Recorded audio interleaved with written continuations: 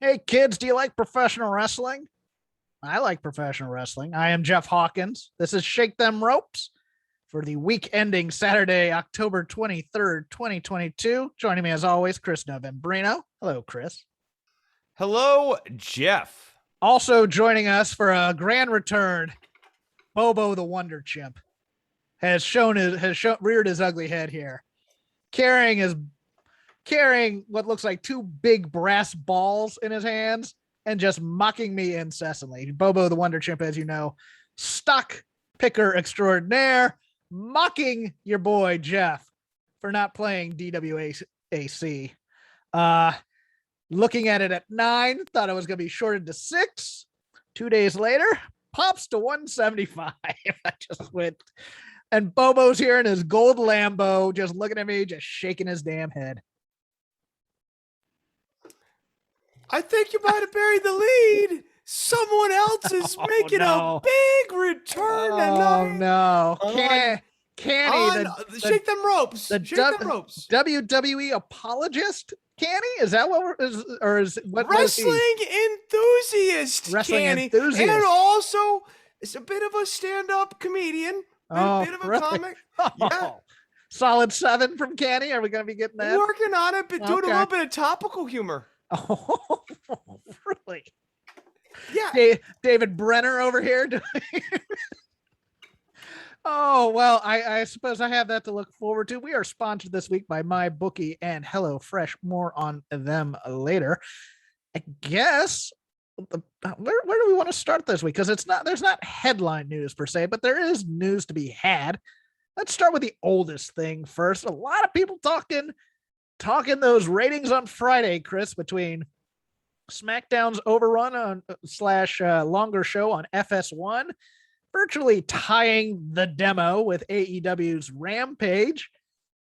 I view this as a lot of nothing, but apparently this is quote unquote important to some people. Here's why I don't view it as important. Yeah, sure. FS1 gets ratings for one thing: baseball. That's it. That's the list. Otherwise, nobody watches that damn network. And it was on a network different than, and SmackDown was on a network different than its normal show. So I didn't get all the hubbub about people bragging and this segment beat that segment, blah, blah, blah. I understand we want, and I'm with people there for the most part. I want somebody to punch Vince McMahon in the mouth. Don't get me wrong. I do. Like, let's even go further then and say that what Tony Khan and AEW are doing right now very much is a punch in the mouth to Vince McMahon. And we have seen a number of reactions to Tony Khan and AEW, not the least of which is a complete and total restructuring of NXT. That is very much I just got punched in the face. Yes, it is. You are exactly correct on it. Yes, NXT taking its ball and going home and running and virtually blowing up its show is a big win for AEW. My butt here is that I find so much of the week-to-week discourse around these numbers, these ratings numbers, to be very silly. Because it's always about who won the week, and very seldom is there a conversation getting equal amounts of bandwidth on Twitter, equal amounts of time on the air about the 2-month, 3-month outlook, or, you know, like looking back, what are the numbers looking like over the last 2 to 3 months, which I think is a much more earnest discussion and a much more useful discussion. And I also think you can have the conversation about ratings performance separate from, is AEW Dynamite and Rampage a better 1-2 product punch than SmackDown and Raw? Spoiler. Yes, absolutely. It totally 100%. For anybody saying I am on the WWE payroll or whatever, I enjoyed Dynamite and Rampage far more. Rampage is like such an easy watch. It is so fun. No, this show was started because the lane and Voices was for WWE centric with some stateside interest, and that's what we were doing here. Here's my other thing. My other thing about the discourse was about all these wrestler / Tony Khan interviews in the press, and especially Roman Reigns' comment that AEW has a certain ceiling to it, while WWE plays more to the casuals. I think he's half right, at least. I think WWE does play to a more casual fan base, a more family friendly, toned down on the violence, dopey stories, dopey comedy. You bring your kids to there to do the sing-alongs and do the different chants, and they still get to watch wrestling, but WWE's always been like this. It's always been kind of wrestling for dumb people, in my opinion, or not dumb people. Or like wrestling as an adult event. So like there is wrestling as a family event, not an adult event. No. But like they also use it for corporate, like if you ever sit in the lower bowls and stuff, it's not diehard fans. There are diehard fans in the lower sections, but in a lot of cases, you're sitting among people who are there for office-related things, and they don't even know what's going on in the show. In a lot of cases, some of the best seats in the house are being occupied by people who are not particularly interested in what's going on one way or the other. I mean, and I tell this story a lot, and I apologize for those who are longtime listeners, but for new listeners, I used to go to events, and I'd go to the takeover the night before, and I'd go to the big event the next day, and those crowds are night and day, and they were, because NXT was trying to go into what is now the AEW audience, the indie off audience, the work rate wrestling, whatever you wanted. It was a lot of, people were fans of Japanese style, people were fans of old style, whatever, while WWE was a far more casual mom's there to root for Natty, and the kids are there to root for their favorites and whatever type of thing. And I don't think this is a bad thing. I don't. I think I kind of like having two different audiences for wrestling for the most part. The problem is Roman right in that there is a ceiling for AEW? And I think that's possible. Yeah, but like there's a ceiling for all of wrestling. Yes, I was making the faces. Yes. I was making. No, you're exactly correct. You're exactly correct. There's a ceiling, and that ceiling seems to be dropping. I know that's 1.5. There are 1.5 million fans tops of professional wrestling in the United States. And 5 to 10 years ago, there were 2.5 million. So I don't know, like. And 15 years ago, there were 80 million fans or whatever it was, back during the Attitude Era when it was one of the highest rated things to be seen. It's just, it's and I've made different this thing. I've made this argument as well. It's possible that on the whole, if you look through it from a macro timeline, wrestling may have just outlived its usefulness with things like reality television and MMA and things that do pro wrestling better than pro wrestling does at times. Yeah, I mean, and you even now have this new sort of B-level boxing league stuff. Where it's celebrity boxing. So you can get your kicks on the violence there. Yeah, there's promo. You're more likely to believe that guy's really punching that guy. Like, oh, but he really did punch him. You do kind of get your kayfabe back in these sort of worked fight things. I'm with you. I just think that maybe wrestling is competing against a much broader market of things now, and it's also these stars of today who I like. I mean, and the real star of the last decade here, Bryan Danielson. I mean, he is, and he would even say this himself, so I don't think I'm like being mean or unfair to Bryan Danielson. I love him. He's a fantastic wrestler.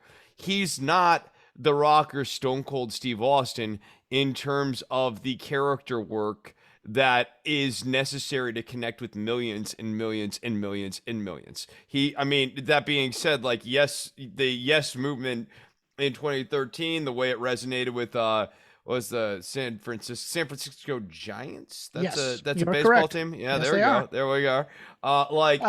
That was an a thing. Evil, vile baseball team, but yes. Okay, I'm not here to cast aspersions. I'm sorry, I'm a little sore. The Dodgers just got eliminated, but please continue. I believe they're a National League team. You are correct. Nice. There we go. I know some baseball. So anyways, Bryan Danielson able to connect with like a broader market, but like not at the same level as Austin or Rock. And like that's That's okay. But it's the same thing with Roman Reigns. Like he's not. He's nice. He's a nice wrestler. He's not The Rock, and I think he's never gonna be The Rock, and that's okay. I think he probably could be better than what he is, but he's fine. But there's a ceiling on Roman Reigns. Mm-hmm. So, like, I really look at this as a projection thing. Yeah. Kodobushi out for a while, getting a little New Japan news mixed in with your graps. During the G1 finals, did a Phoenix splash and dislocated his shoulder. Match was stopped. Your winner, Okada. So that's you invest all that time watching the G1, and he's going to be out for a while. There were thoughts he might be part of this forbidden door policy that might come into AEW. Those plans, if any, now on the schneid for a bit. Any thoughts on Kodobushi's injury, or did you see it? I hope he gets well soon. With regards to no, I hope he doesn't recover. Low bar there, Chris, but yeah, okay. Yeah. With regards to the G1, look, Jeff, I think that a journey is not about the destination, but the trek. I try and watch it every year, and by day 3, I'm like, I'm already behind. Screw this. You and I talked about this, I think, off air. Yeah. And my thing with the G1, I do like it. I like the round robin format as a way of telling stories. And so there are years where the G1 has been really quite good. But it really requires the entire New Japan roster to kick a lot of ass. And they are slowly starting to rebuild, but they've got a ways to go before they can kind of get back to where they were, 2011, 2012, 2013, for me, at least. Kylie Rae canceling bookings this weekend and next to focus on her mental health issues, which she says have reoccurred, and also in part due to her coping with stress with drugs and alcohol, or at least marijuana and alcohol. I'm going to be unpopular here, and I'm fine with this. Once I'll give it to you. When this is now 3 or 4 times that this has happened with mental health issues, and I am empathetic to people with mental health issues. And at the same time, I'm also empathetic to there are people relying on you to make money. There are people relying on you to have a good when they market you in a match, your opponent is counting on part of that house to come in, all these other things. If it's the wrestling business that is causing your stress, and God knows it might be, because I believe her fiance is a wrestler. She's been in wrestling since, I believe, 17. If it's the stress of the industry, no matter how good you are, maybe it's time to become an accountant or get another job somewhere else where you're not going to have these types of negative stimuli in there. And I feel the same way also about, quite frankly, the Kyrie Irvings and the Ben Simmonses of the world, because a little bit. It's one of those things where I just think of those two as, I think they want the money, but they don't want to play basketball anymore in some ways. Right. Like, how much of the Irving thing is actually about Irving's stances, and how much of it is just Irving has kind of a long I don't think history. Irving's wanted to play in 6 years, to be honest. Yeah, right. He has a long history of not really showing, let's say, competitive fire. It's a bad apples to apples comparison with Kylie, who is she from all accounts is just an absolute sweetheart. But if this business is what is making you miserable, and here's where I can come in, comedy made me miserable in every way. It put me in a bad headspace. It made me uber competitive with people I should have been calling friends. I'd walk into a club and I go, I'm funnier than all of you, piss off kind of thing. And I gave off that vibe quite a bit because I was always just really concerned of my career and my things. And she's not like that at all. I get that. But whatever is going on here, somebody needs to be some tough love here and tell her, look, go away until the issues are resolved. And hey, we'll be here when you're ready. But this can't be a dip your toe in the water type thing. It has to be you're either all in or all out type of thing at this point, because this has now happened 3 or 4 times. Yeah, I think you've kind of talked me into your position here too. Oh no. I think I agree with you on this, because this is wrestling, especially independent wrestling, is different than the employer-employee relationship many of us have in our employment situations. So with a wrestling promotion, promotion sort of makes it seem like, oh, okay, this is a federation. It's not a federation. It's actually like a tool that promotes a match that happens between person A, business person A, and business person B.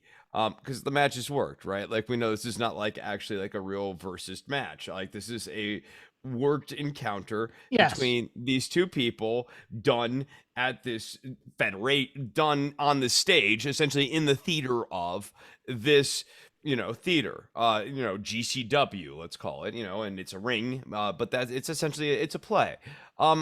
Everyone implicitly has to trust that you're going to be there. And like, I am with you. Like, look, the first time, if you show back up and you're like, oh, I didn't realize I wasn't ready yet. I think that's an honest, reasonable thing. I'll give you that second time too. Yeah. Yeah. You'd be almost a monster to feel any other way. But I think before you kind of like re-rack and decide you want to roll it back out there again for the third time, you need to be able to look the other people in the eye and go, you can trust me. And essentially, you can betray someone's trust unintentionally. Mm-hmm. Like I don't want, like, I know it's gonna sound like when I say you can't trust Kylie, Smiley Kylie, that's gonna sound like malicious, and I don't mean it like that. No, you mean her head's not in the game completely. Right. I mean, yes. Like, it's sort of like if I go to pass her the ball, it hits her in the face. That's what I mean when I say you can't trust her. Yes. Yeah. Like that, and that is dangerous. That's bad. If you have me up for a suplex, I don't want you thinking how depressed you are right now, kind of thing. Right. And there are other wrestlers, like there are certain wrestlers who are fairly notorious. Like, if you go and take a dive on the outside, and some of those we might say are malice too. If you go and take the dive on the outside, they're not necessarily going to catch you. Hold on, I need to sneeze. Miss. Oh, okay. Yeah, right. And like that, what I would say would be malice here. Yeah. This isn't malice. This is just no. This is not malice, but this is at the same time still resulting in a scenario where you can't trust on day 1 what Kylie is going to say on day 15. Yeah. Because you might get weeks into promoting a match when you could have taken a match with someone else, somewhere else, and maybe even made more money. You decided to work the Kylie match, and because you're working the Kylie match, now you're not doing any work whatsoever. Like, in that sense, it is doing real injury. Like, financial injury is real injury. So I'm with you. Like, I do think that, like, I want her to get well. I want to stress that, like, explicitly. Mental health is really serious. Mm-hmm. It's really serious. I have lost friends due to their mental health issues not getting addressed in a timely manner. I really want everyone to do that and prioritize that. At the same time, like, I also think that it's time to maybe have someone go and have the talk with Kylie. Like, look, until you can look everyone in the eye again and go, I'm good, I got this, I'm gonna be here for this match, you can book. It is a team sport in some ways, in which, hey, we need you to be there for the team, and if you're not there for the team, we got to move on for a bit. I mean, if okay, another way of thinking about, like, in my world, if this was the bass player in my band, of course I would feel some loyalty to the bass player of my band. Like, we've been doing shows and everything, but at a certain point, if I can't trust that you're going to make gigs, I'm going to need to get another bass player, at least until I know that you can make gigs again. Mm-hmm. Yeah. And believe that you can make gigs rather than hearing you say you can make gigs. Right. Rounding up our news, Macy Estrella Kadiak, I think that's how you say it, or Kadiak, 31, aka Lacey Evans, had her second child. decided to give birth at home because she felt she had wanted her daughter to be there and there would be restrictions on her husband if they gave birth in a hospital. Vaccine. So she gave birth in a recliner at home. It's going to be a different world when she comes in because we got a lot to talk about later. But yeah, congrats to her. Before we get into the other news of the week and other things, I want to give a shout out to our first sponsor, MyBookie. When it comes to gambling, you always want to make sure you're getting the best bang for your buck. That's why you should bet with MyBookie. MyBookie, you can bet on all your favorite sports with exclusive promotions, contests, and more to find your winning bet. Right now, when you make your first deposit with MyBookie, you'll instantly receive double your first deposit. It's easy. All you have to do is go up to mybookie.ag, sign up, use my promo code ROPES, and MyBookie will double your first deposit instantly up to $1,000. That's your promo code? That is my personal That's your promo code. It's your promo. Your promo code is ROPE. Yeah. That's your, yeah, wow. That's mine, and that's mine too. I could use ropes if I wanted to, which is the promo code to get double your money for when you do the entry. How's that for fast money? Use your extra funds to bet on this week's biggest games, including the battle between the Chiefs and the Titans, where airmail offense takes on Smash Mouth football. Look for the score to run up quickly. Bet the over. I think that game already happened. This promotion is only available for a limited time, so don't miss out. Head to mybookie.ag, use my promo code ROPES, ROPES, and secure double deposit bonus today. That's his promo code. It's our promo code, Mr. Hand. That's promo code ROPES, so you can double your funds to double your winnings. Bet anything, anytime, anywhere with my bookie. All right, use his promo code. Let's go in order then. Crown Jewel. Oh yeah, I thank you. I'm glad that you chose the order of Crown Jewel here, because I have a new rule, Jeff. Last week you rolled out your rule about NXT. I'm still gonna watch it, but I'm done. I am done watching Raw on weeks that there is a network event or whatever, because they have become absolutely pointless, like a pointless 3 hours where if there's anything of use, someone will tell me about it or not. Allow me to go in my head for a second, which is a messed up place full of arcane references and dumb songs that nobody likes and things like that. I was thinking, let's go in order between Crown Royal and whatever the hell this SmackDown title exchange. Crown Royal. All right, let's go. Just drinking a little bit. No, Crown Jewel. Oh, jeez. Crown Royal, not a sponsor, but we'll certainly take their sponsorship. Crown Jewel and that debacle on SmackDown between Becky and Charlotte, which is now news because it's no longer rumors and innuendo. I have further information on that, but Crown Jewel, if you're going to watch one pay-per-view that takes place in a bloodthirsty regime where they, but anyways, they say it's Riyadh season. Let's not. Despite all the jokes, it's just a fun pay-per-view to watch at times because it focused on the positive throughout most of it before doing the screw job finish in the main event. They didn't have a lot of screwy crap before that made you upset everything. They gave people Xavier Woods, King of the Ring. Did not see that coming at all. The Queen's Crown tournament took a total of 20 minutes. About Zelina Vega beating Doudrop there. The triple threat, pretty good match between all the women. I thought this show overall was a lot of fun.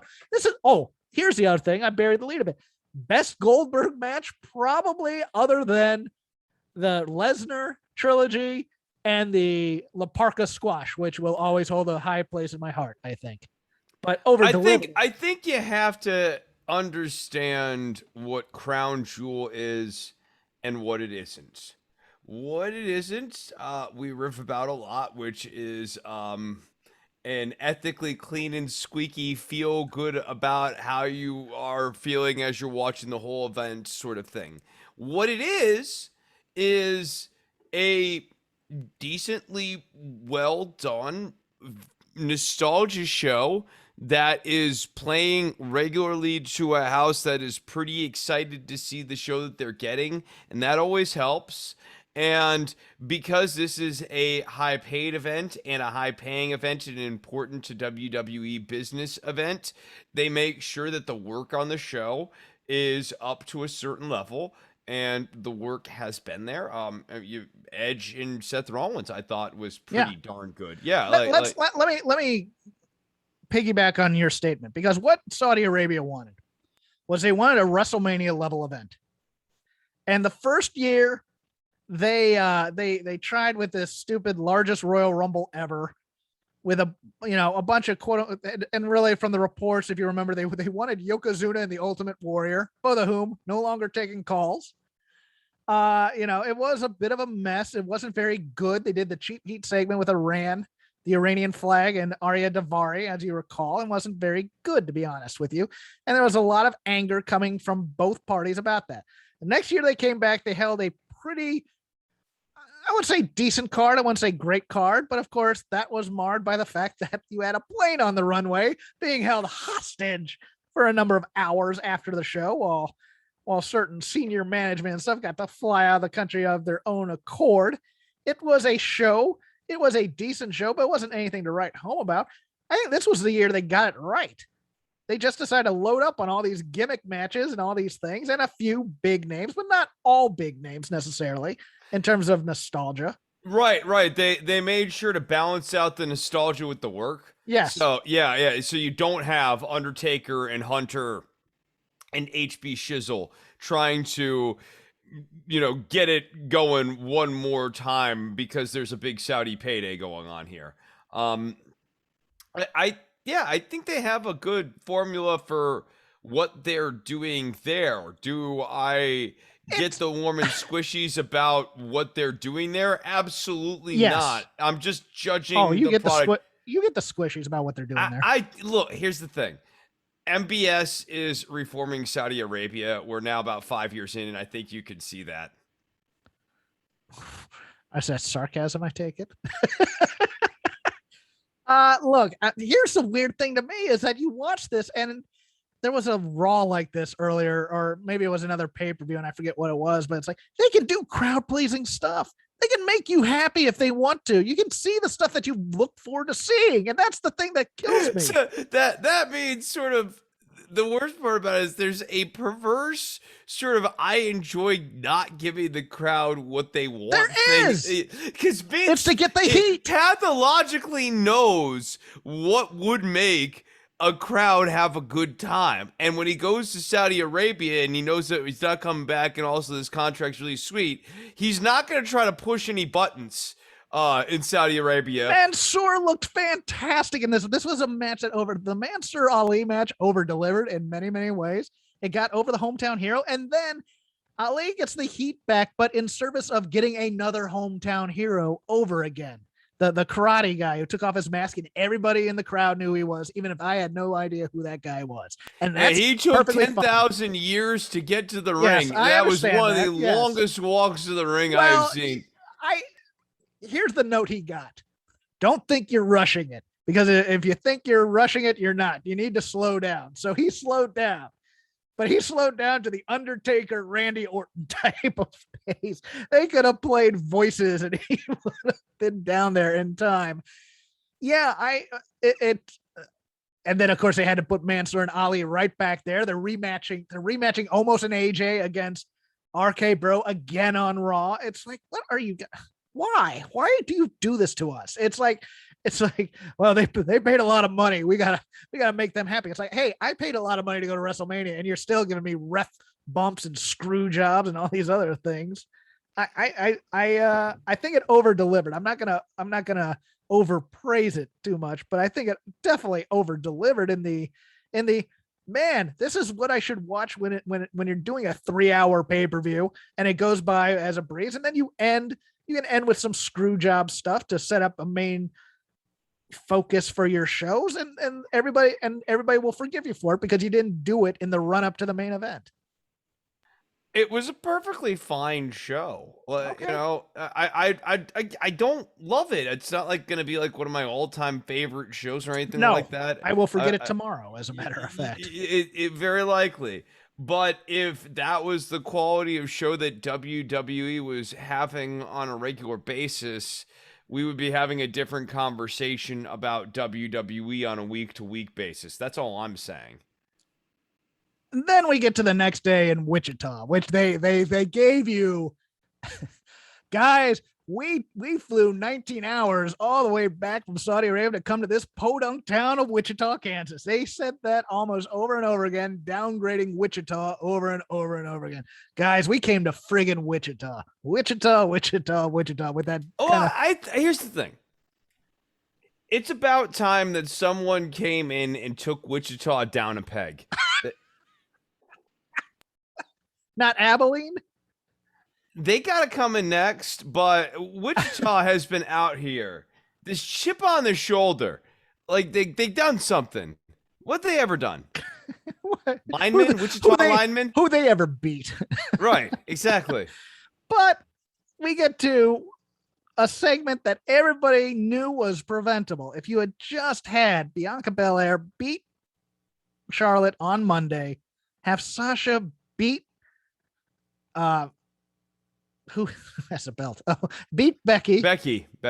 Have her beat Becky for the title, for the SmackDown title. Then we don't have to do this awkward segment, which at first I thought they were just corpsing because they were laughing. But no, there is some obvious heat there. And that has been confirmed by sources within the company to me personally that this segment went off the rails a bit because people were doing things that weren't planned on and calling things accidents that weren't exactly accidents. And let's put it this way.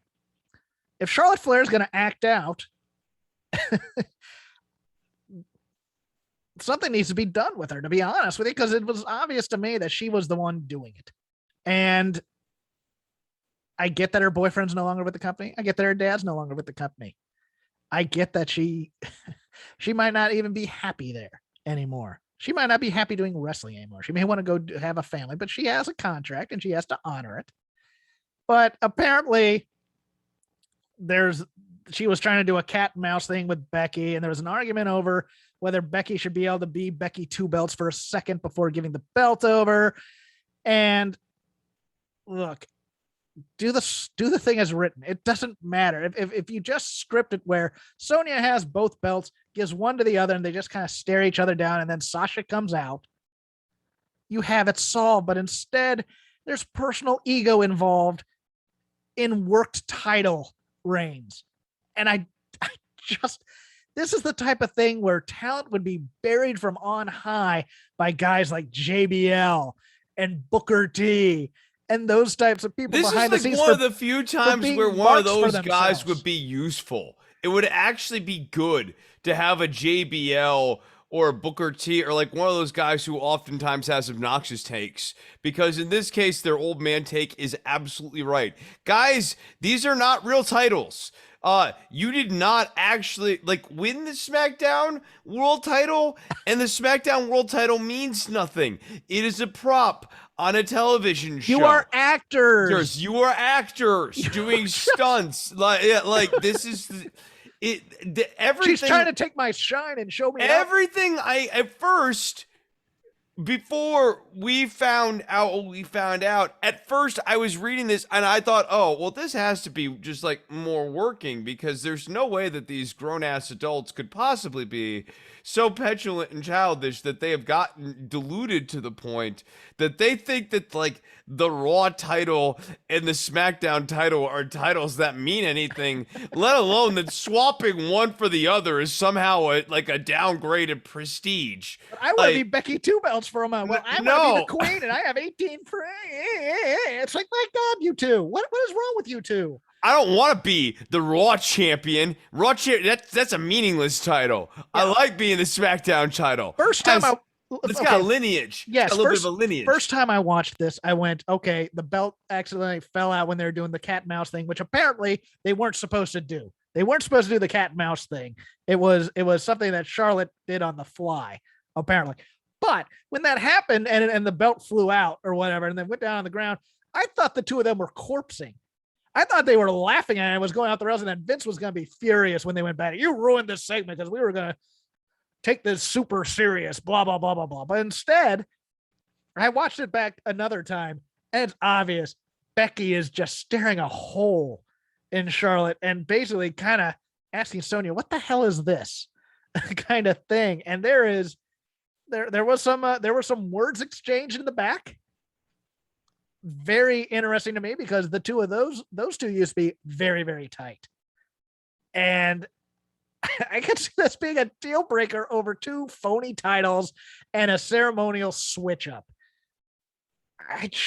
I watched this and you read the fallout and you know some of this is going to make TV in some way because they like doing that type of thing. Well, okay, but here's the thing: that what is happening right now backstage is infinitely more interesting than anything that is happening on stage. So I'm rooting for that. I'm rooting for their bad impulses to kick in this. Because here's the bad impulse.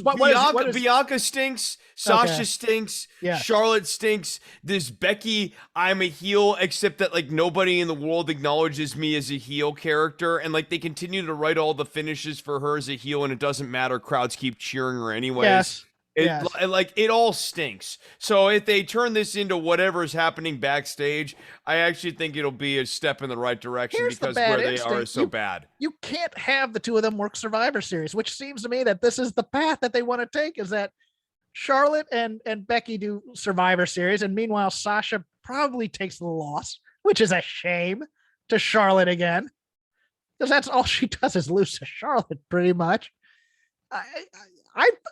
I book Sasha Becky for Survivor Series, and I tell, but somebody else brought this up, and you also have to remember. I mean, Charlotte she got taken off of WrestleMania because of the medical thing.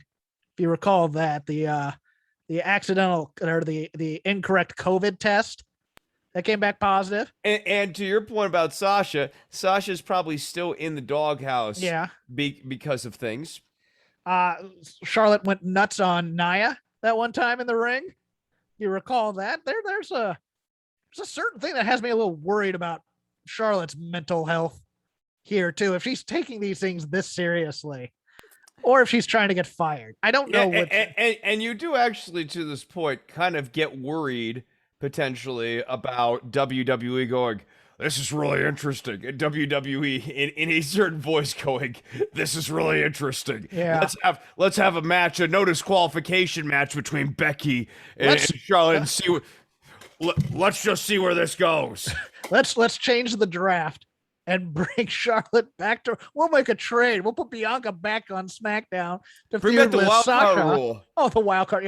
Oh no, we have to change it again because it was the quarterly visitor pass or whatever they called it too. The conjugal visit. That we're gonna do whatever the hell we want, and you people can eat it. That's what they should call this thing. Oh my goodness, it's just a cluster. It's like everybody's supposedly acting professional in some ways, and then you get this thrown in the mix, and you're just like, what's going on?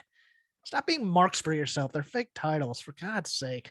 I get that it's important, but this entire women's division, though, in WWE right now, between what the Queen's Crown tournament, the farce that it is, that you can watch it in a supercut that is under half an hour, that includes the coronation ceremony.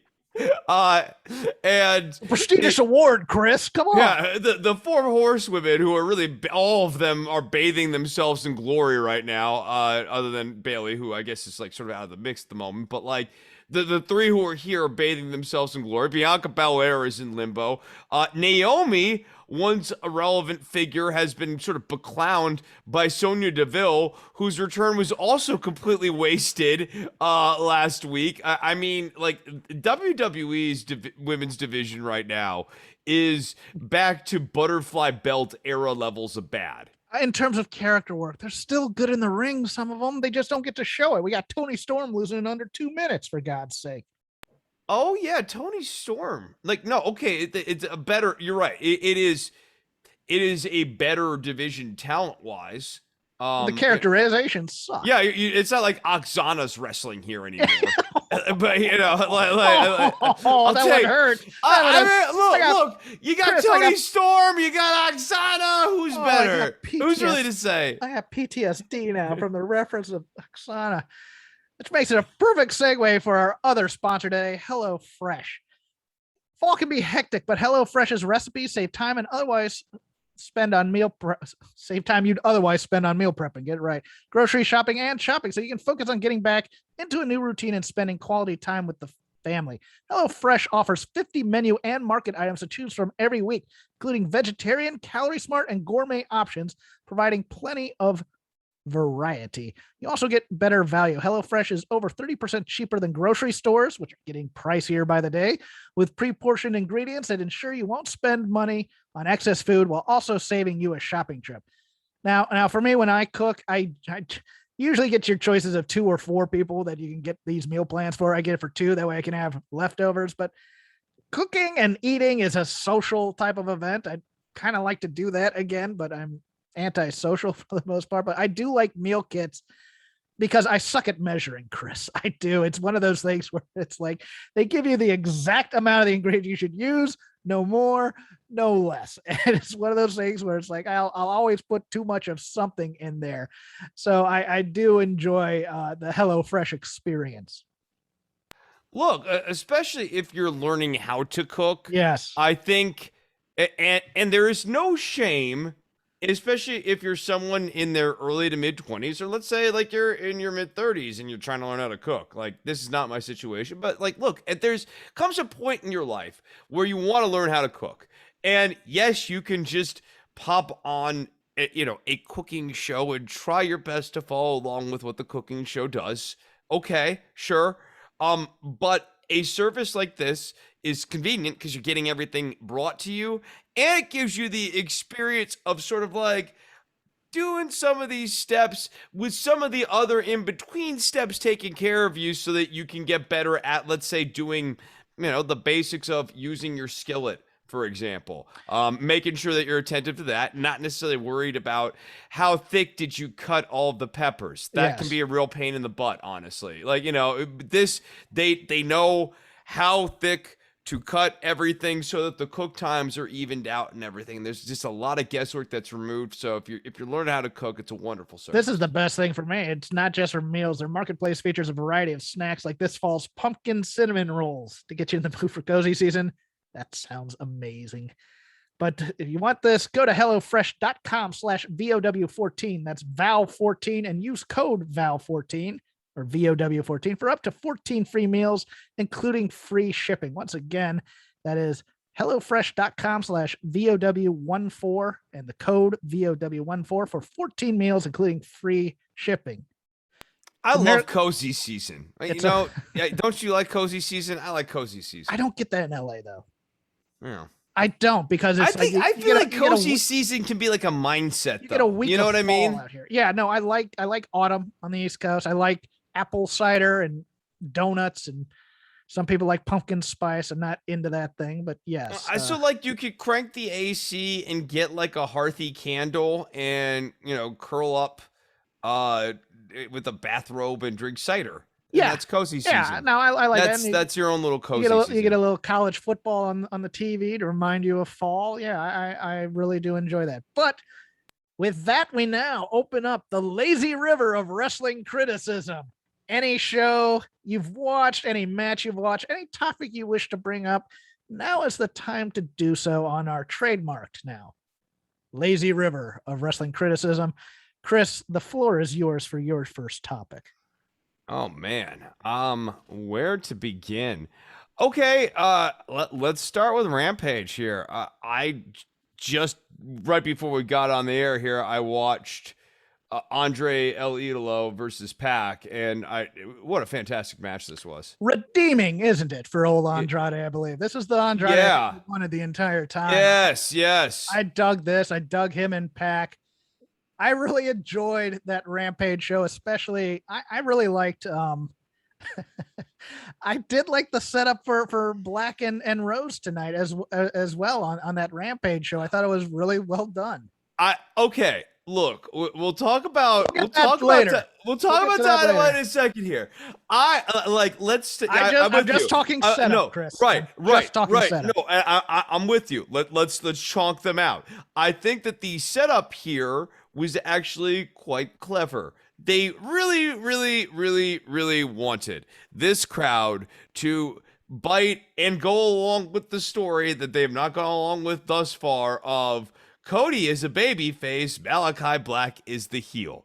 And having Malakai Black just opposed against Pac, a vulnerable Pac no less, and showing up after Pac, squeaks out this win and going after Pac, really good in cueing the crowd. Boo Black, you don't like Black. And yes, this crowd has been babying Black a little bit here, but they weren't going to baby Black when he was going to beat down Pac. And then out comes Arn.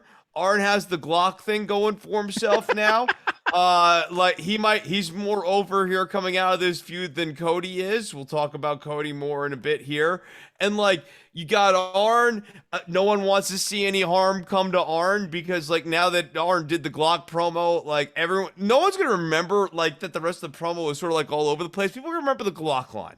And people like the Glock line, and if Black had knocked out Arn, that would have been a boo Black moment as well. So you sort of put Black in check from two different angles here, where you've got beating up Pac would be a boo Black moment, beating up Arn would be a boo Black moment. Now Cody, who without these two other checking pieces might be booed out of the building, comes in and makes the save, and Cody gets cheered. It works on Rampage. Does it work on Dynamite? More to come in just a bit on that. But I'm with you, Jeff. I thought that what they did on Rampage was about as good as you could possibly make it for this Cody and Malakai Black thing. I think Pac and Andrade was really, really good. Let's go back to your first point there. I really dug this match quite a bit. Oh, it was so good, right? Yeah. It was stiff and high flying. It was what I've wanted from these two. Yeah. All right, mine. I'm gonna go to the world of NXT 2.0 because I did eventually watch it. But before we go there, was what you were kind of going for with the post match of Pac and Andrade and Malakai Black? Yeah, pretty much. Okay, cool. But my thing is, I think the story here is that Andrade has quote unquote friends, but they're all people from his time in NXT, and they're not going to ever say it because we had FTR do his dirty work for him, and now we've had Malakai Black somehow involved with him. So I think that's a little interesting if they continue this. I bet you Tony Nese is working with Andrade. You have a little Miro possibly in there too. Nese we'll get to in a second. I forgot that in the news, but yeah, Tony Nese appears to be part of AEW, and Buddy Murphy announced for New Japan, which I think is gonna be fire. I think that's the perfect place for him. I'm happy for him. But I'm gonna go to the magical, colorful world of NXT 2.0 because they are hyping. It's growing on you, baby. No, it is not. But they're doing Halloween Havoc, which used to be one of my favorite pay-per-views ever, mostly because I have happy memories from my childhood of the debut of Doom, Butch Reed, and Ron Simmons. I watched this triple threat match between one Io Shirai. What's the other Australian woman's name? It's Persia Pirotta. Persia Pirotta and JC Jane. I watched JC Jane take a dive and take a header from that dive to the point where the East German judge even left and said, I'm not scoring this. East Germany used to be a country, kids. They used to have controversies at the Olympics where they'd always score Western nations lower than communist nations. See, I think some of the best jokes have explainers at the end of them. I realized a lot. East Germany, never heard of that. There was an East Germany. Was there a South Germany too, Hawkins? No, it was an East Germany. It was a communist country when I was a kid. They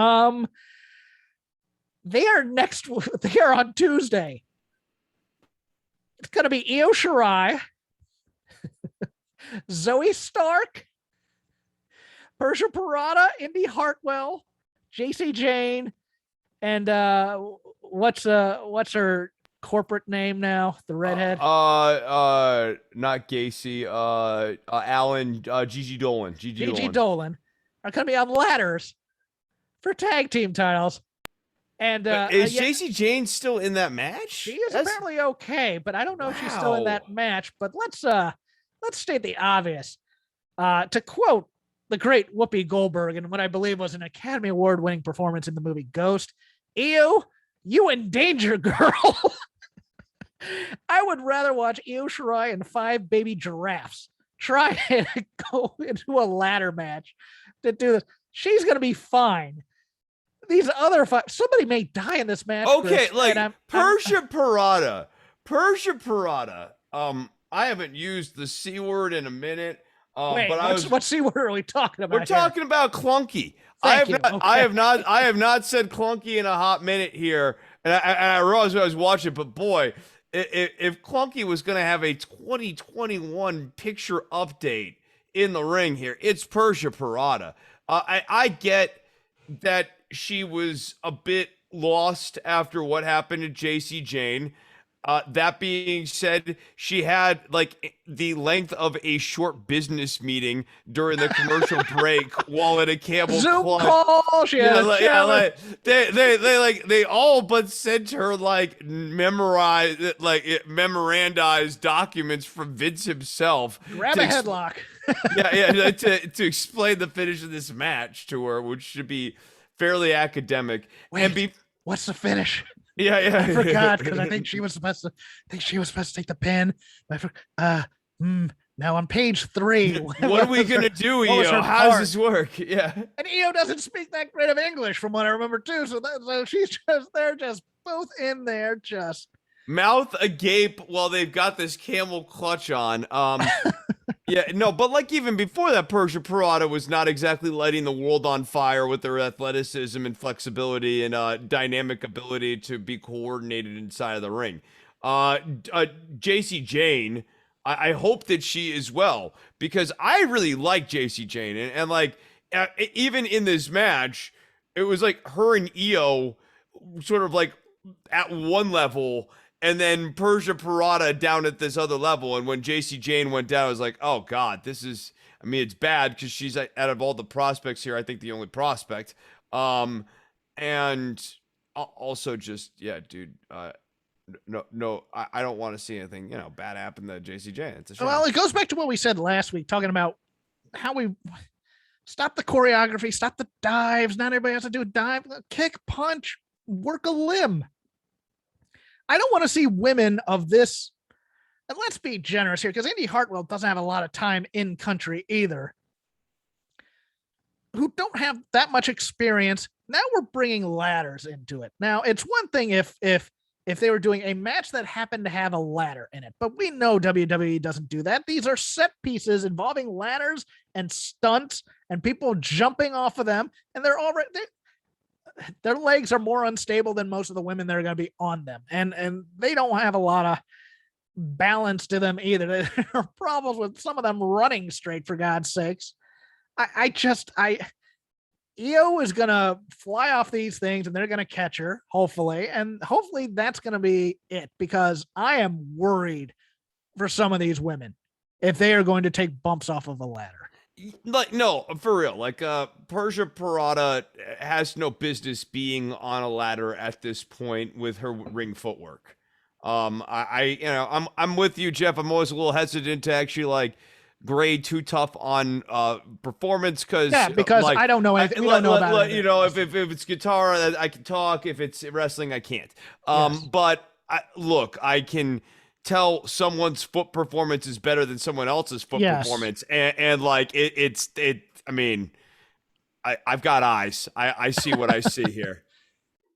All right, your turn on the lazy river, kid. Ikeman Jiro continues to light the world on fire on a weekly basis. You did not use one of your turns for he gets Kushida back. You gotta love the bathroom humor that they brought during the promo here, where you see they're zany because they're from out of the country. And so that's why Ikeman Jiro walked up on Kushida while he was in the bathroom and just started talking to him because they're zany. Chris, the only thing you were allowed to bring up from NXT 2.0 really was the Creed Brothers versus Imperium, which was a match that I adored. I want this as a best of 37 because the Creed Brothers come off as very 1989 Varsity Club to me quite a bit.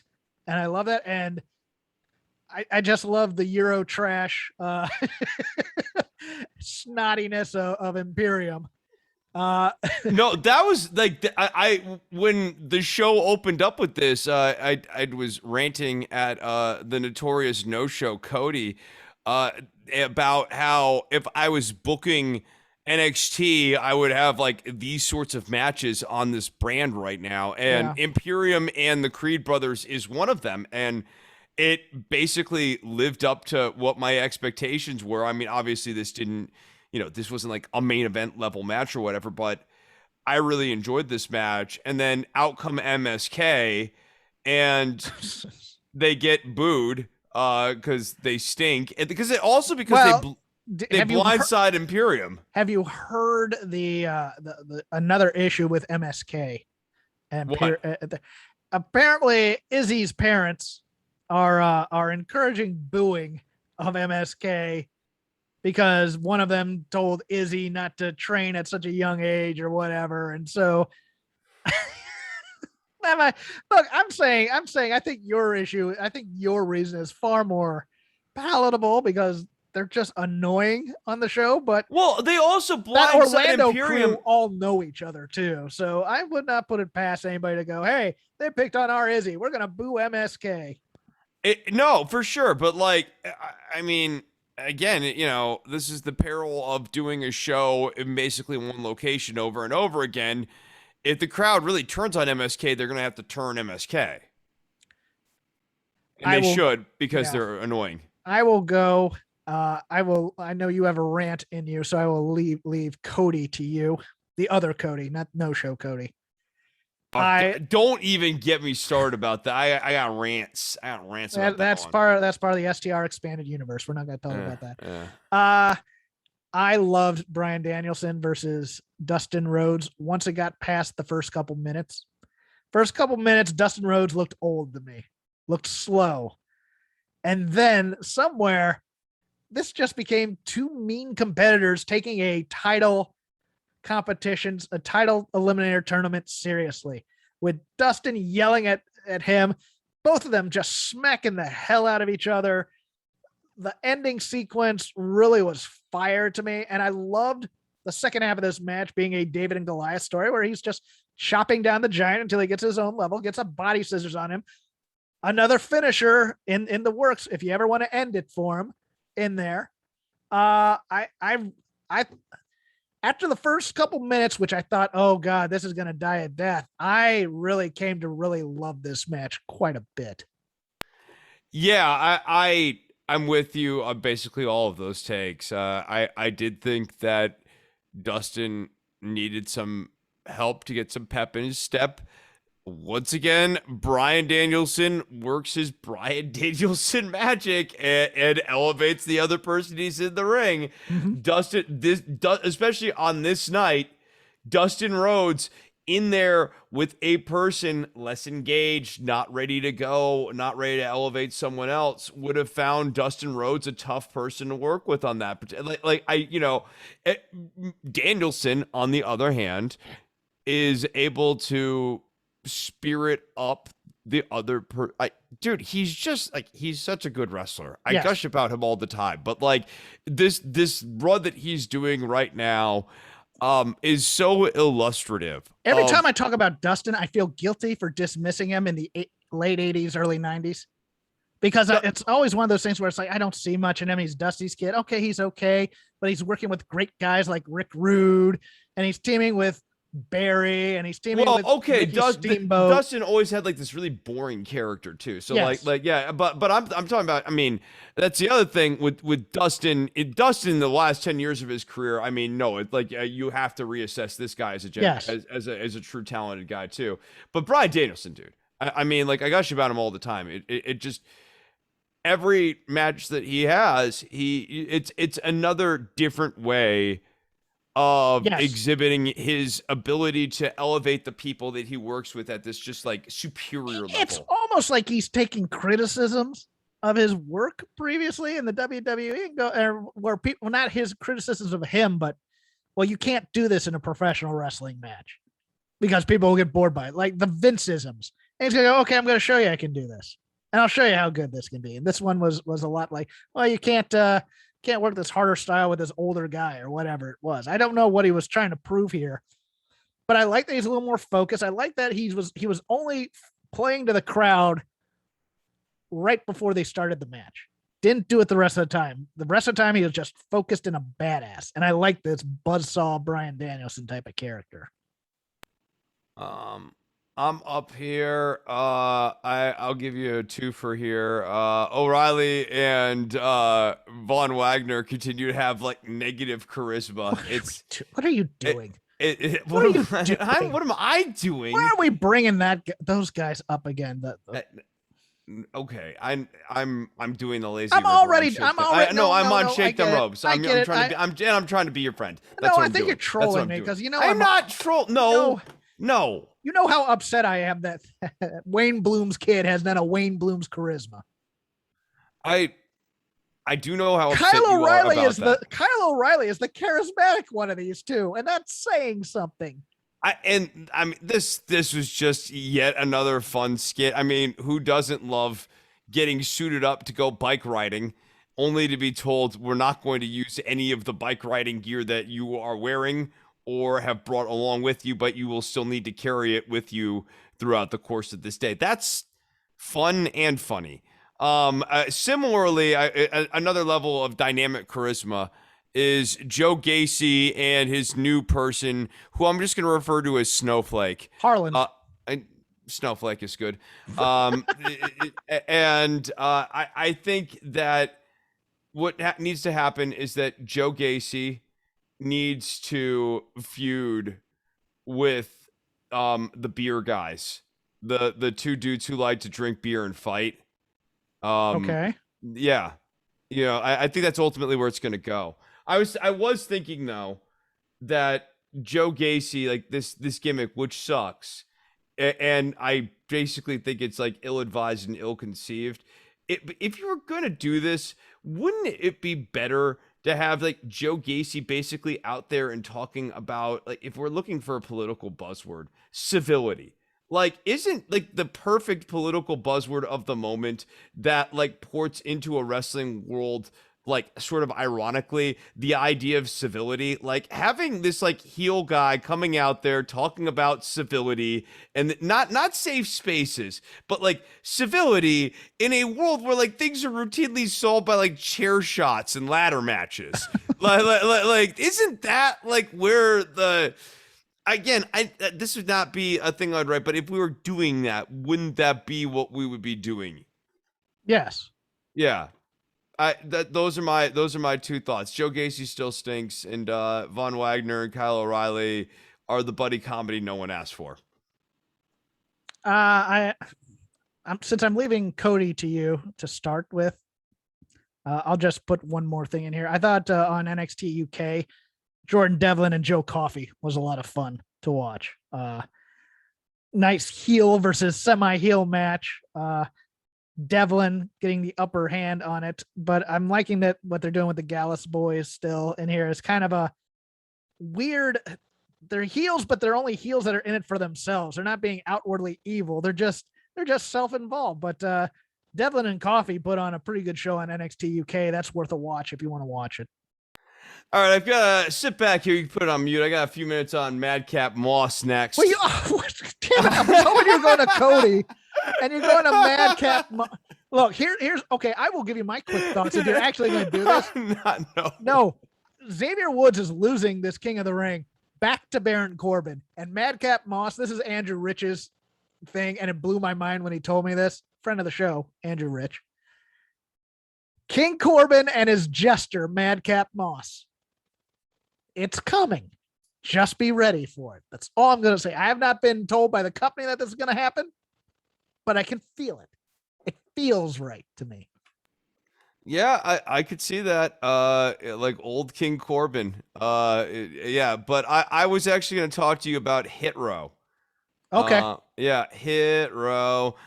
So I think first we got to give it up for Top Dollar. Top Dollar. Why? He understands the game that is being played here these days. Do tell. He gets social media, and he gets that the audience here in WWE is an audience of one. And that, like, this whole little thing where he was skirmishing with AEW and being a good little soldier for WWE, this, I think, based on some of the background reporting that we have seen this week here, looks like it portends well for Top Dollar getting himself a push, which is good because, like, right now WWE has a lot of big dudes. Let me add some context to what you just said there. Reports coming out of WWE, the rumor is that Hit Row, the focus of Hit Row, will be Top Dollar as a single star, with Swerve Scott and Ashanti the Adonis as a tag team. Yeah, and what? I think it's baffling. But at the same time, I think Top Dollar convinced Vince that he's going to be a good soldier and that there's something there, and he needed to do that because look, I think Braun Strowman, for all these big dudes, needs to serve as this cautionary tale that, like, you could do well, but, like, very quickly fall out of favor with Vince. And like, especially now that Vince is trying to find the next great big dude. Well, it was after 4 years. It wasn't like he fell out of favor, like, all of a sudden. But, like, when he finally fell out of favor, he fell out of favor really quick. Yeah. Like when the D push of Strowman is amazing. It's amazing. Yeah, it was like, yeah, like, I mean, like, looking back, it's actually quite stark how quickly and thoroughly they depushed the guy. What? Oh, yeah. I want to see if he showed up on Bound for Glory tonight. Oh, for sure. But yeah, like, I think that Top Dollar, I mean, here's the thing. Top Dollar is going to get a push he's not ready for. So this might be a monkey's paw, be careful what you wish for thing, where Top Dollar, yeah, like, okay, you're going to get the singles push. And then people are going to realize that the Top Dollar match can only go about 5.5 minutes. And Top Dollar, please prove me wrong. Like, that you can have a singles match that can, like, actually do an honest to God 6 minutes at this point. I don't think you can. I have nothing else, so let's talk Cody and then wrap this up. Okay. What, I mean, was there anything else you liked on the Dynamite show here tonight? I liked a lot on the Dynamite show. You did Danielson. I liked FTR's promo. I thought it got them a little bit backstage, and I liked the response from Penta and Alex Abrahantes, who I tend to be down on, but I thought he gave a nice little fire. Oh, and this one's coming from Alex type of thing. I thought that was well done. I thought the MJF promo was really well done as well. I'm not as high on the Sean Spears Wardlow thing, but it was well done in terms of the comedic aspect of the accountability.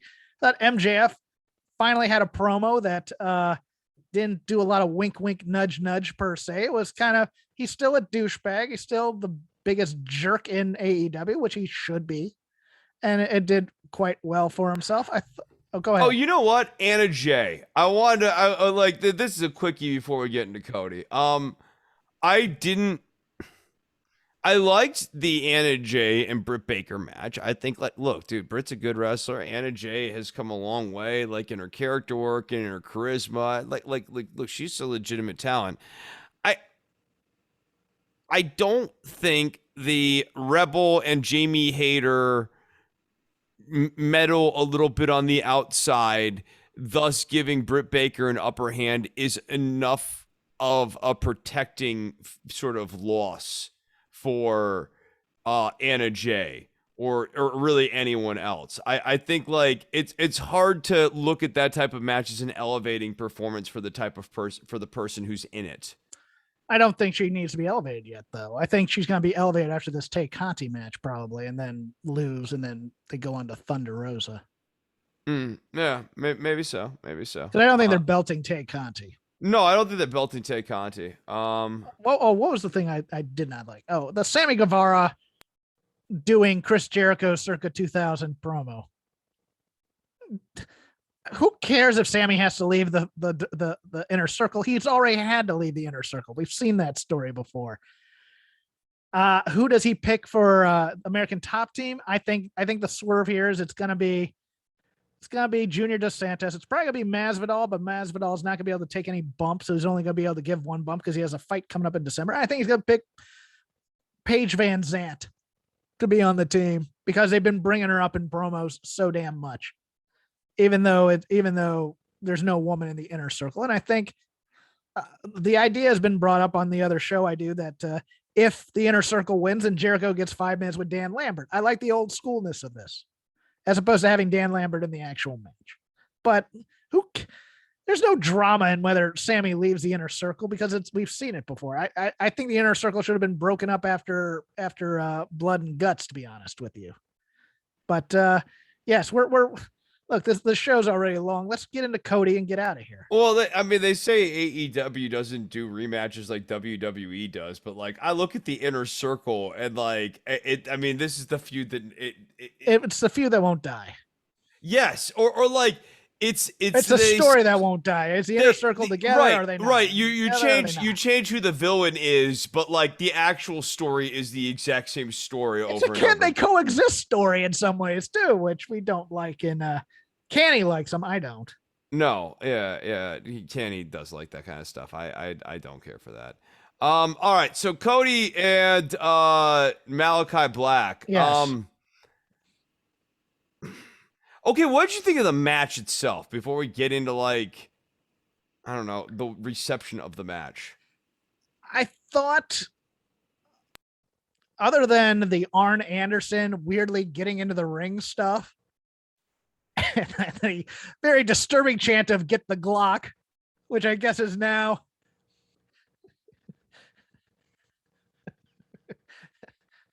this match brought to you by the NRA. We are getting ever closer to my dream of a gun match. Of a gun on a pole match. That's what we need for wrestling. I thought other than that clunky thing, I thought the match was pretty good.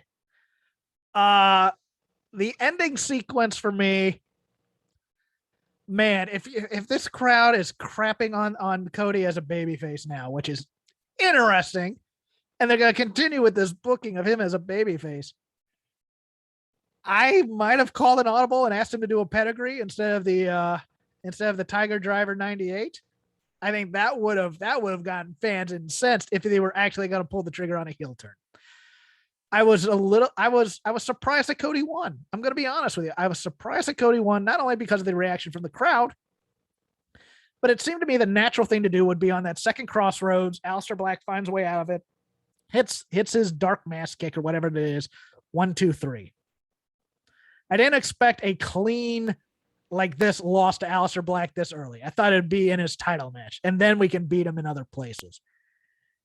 I'd love to tell you, wait to see how it plays out.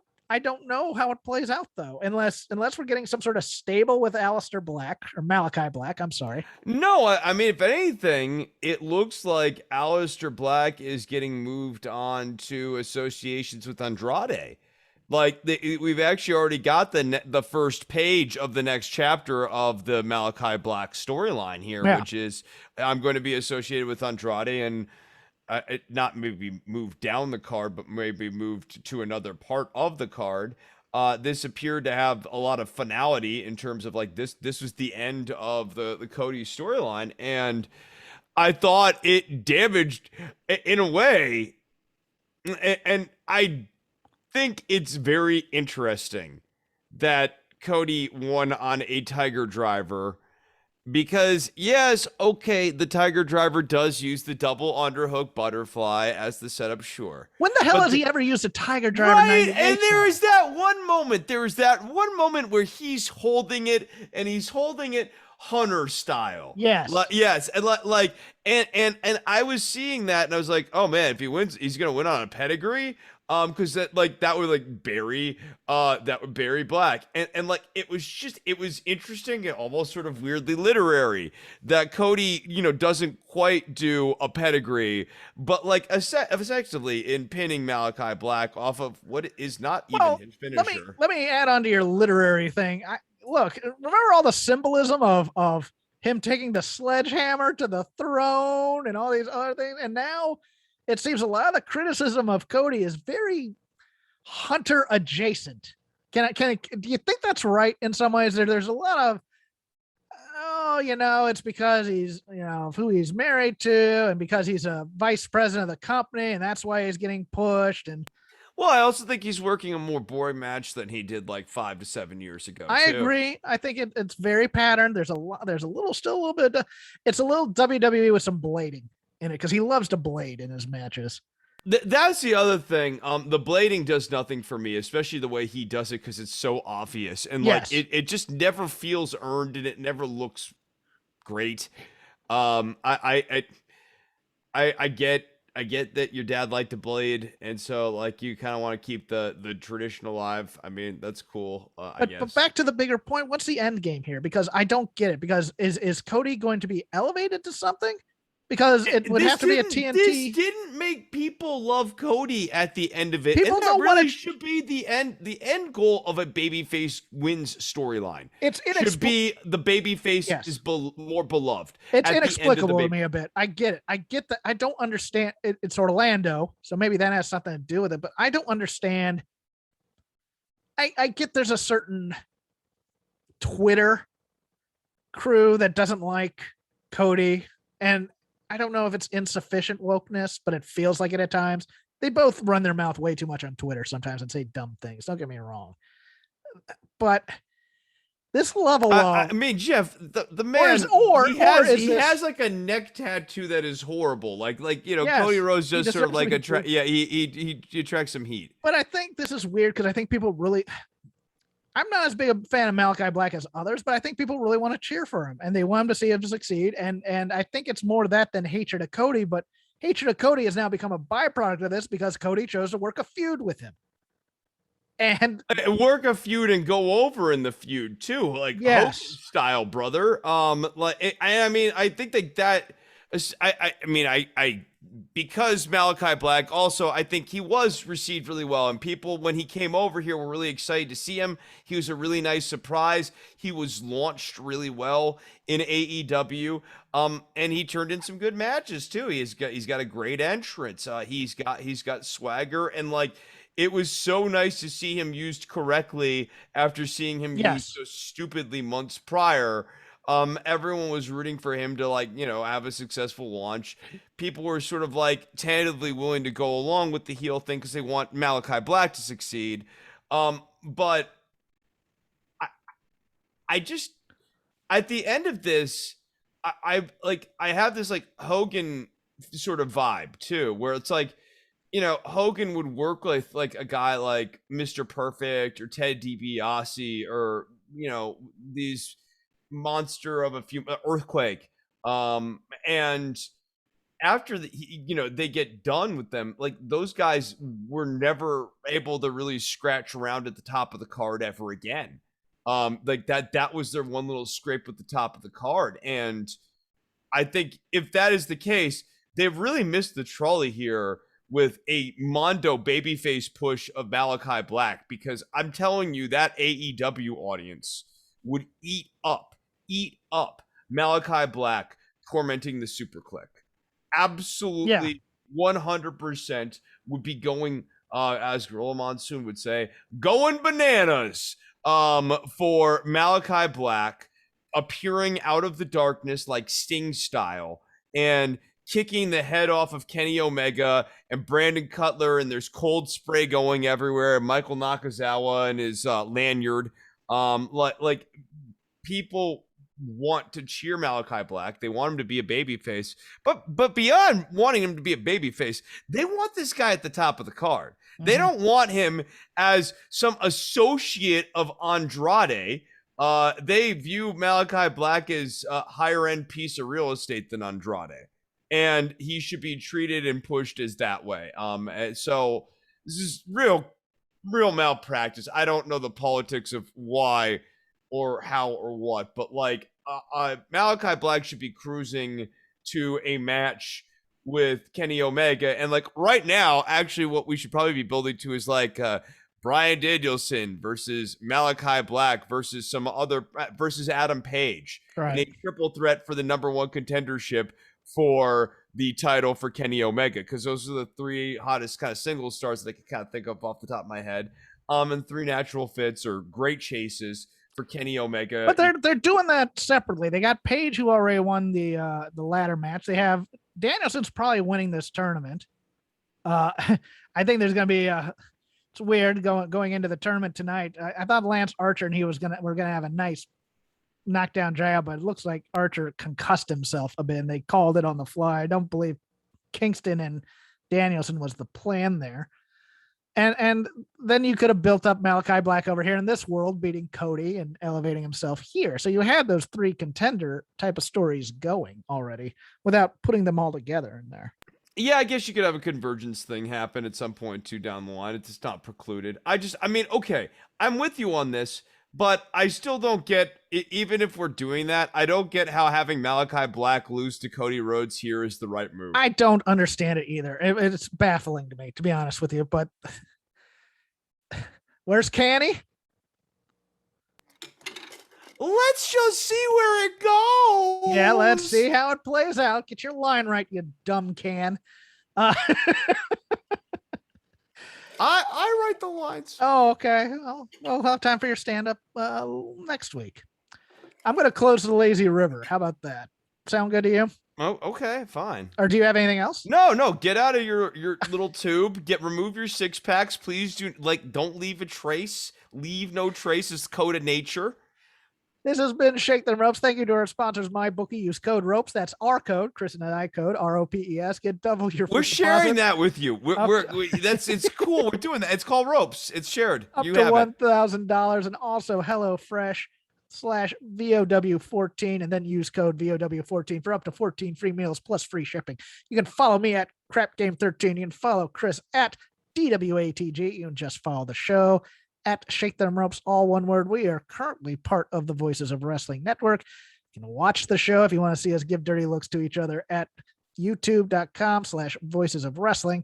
Chris also has a Patreon where he talks politics. That's where DWATG comes from.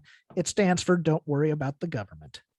Dwatka can be found at patreon.com/Dwatka. That's DWATG. It stands for Dwatka. You can get on don'tworry.tv.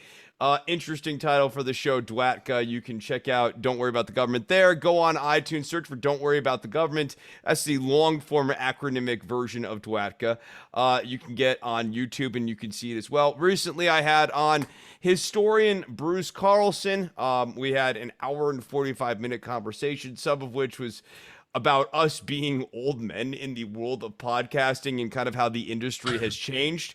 Dude, like, he and I have been doing it a long time, and like we ended up going at it. No, it's just the notion that if you're old. Well, like, look, podcasting is not that old, and when you've been doing it 10 years, that is a long time. That's true. It is, yeah, like that is a long time.